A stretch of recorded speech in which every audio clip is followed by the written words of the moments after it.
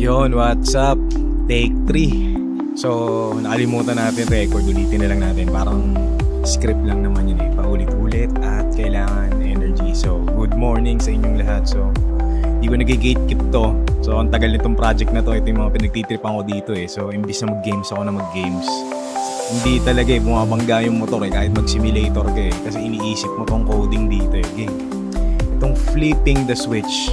Bakit Telegram, Hermes at Discord ang ating kailangan pagtuunan ng pansin ngayon dahil dito sa automation. So ito na-review na nung isang content creator na rin, si Arash. Siya yung gumawa ng material na 32 hours na 58 minutes sa YouTube. So nag-spend na ako ng 35 minutes.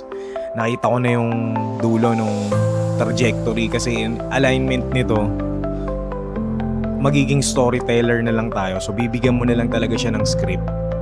Then para ka nang merong isang digital crew nun. So yung ROI nung oras natin na binibigay dito, eto na yun. So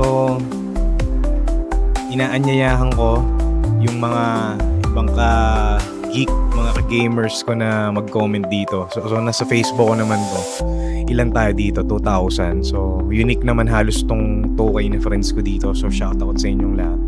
Ang pagbabalik at ang video for today. And congratulations nga pala, Lan. So, ayan, mas marami kang nai-inspire dahil 3 million followers ka na. Pati kami, damay dito sa energy mo. So, ikaw lang yan. Congrats. So, shoutout din kay School of Discarte. Nakita mo si Lance, alam mo yung synchronicity lang, alam mo yung binigay ni Universe. Magkita kayo doon. Nagpa-vlog din yung isa. Yun. Actually, nangyari din sa amin yun, pero hindi ko sabihin sino na. Anyways, ayan. At least itong 2 minutes na video is recorded na. Makikita nyo yung ginagamit ko ngayon NVIDIA broadcast para dito sa background na yan, lumabas yung digital background. So, all goods yan. Ayos. Game, ito muna yung for this video, pero PS yung hindi ko nasabi ulit.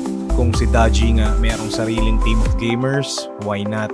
We build our own mga geeks magsama-sama sa isang creative house na may AI server, so we don't have to use VPS. So ito na ulit yon. Game, DM nyo.